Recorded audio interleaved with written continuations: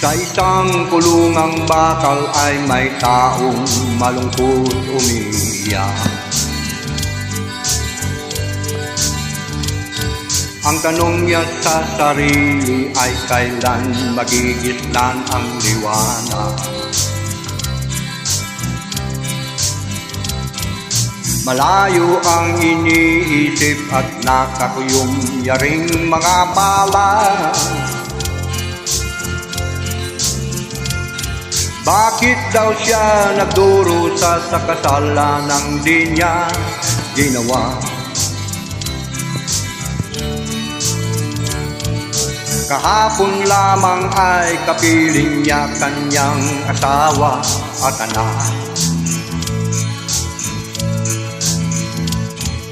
Namumuhay ng tahimik sa isang munting tahanang may tuwa.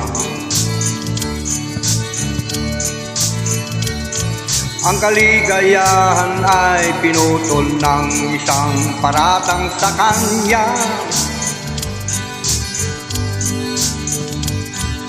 Siya daw ang may sala sa isang krimen na di naman niya ginawa.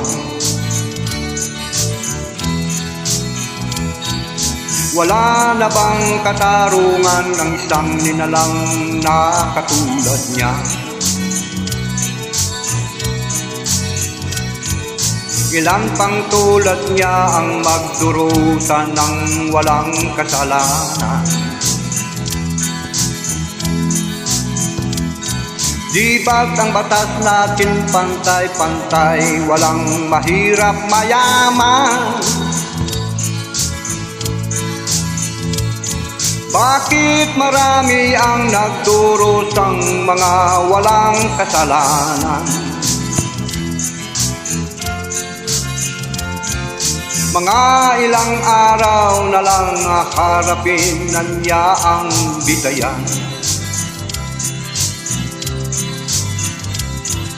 Paano niya isisigaw na siya'y sadyang walang kasalanan? Tanging ang Diyos lamang ang siyang saksi at siyang nakakaalam. Diyos na rin ang siyang bahalang maningil kung sinong may kasalanan. Dumating na ang araw, haharapin na niya kanyang kamatayan. Sa isang upuang bakal na kay dami ng buhay na inutang. O ang batas ng tao kung minsay ay di mo maintindihan. Ilan pang tulad niyang magdurusa ng walang kasalanan?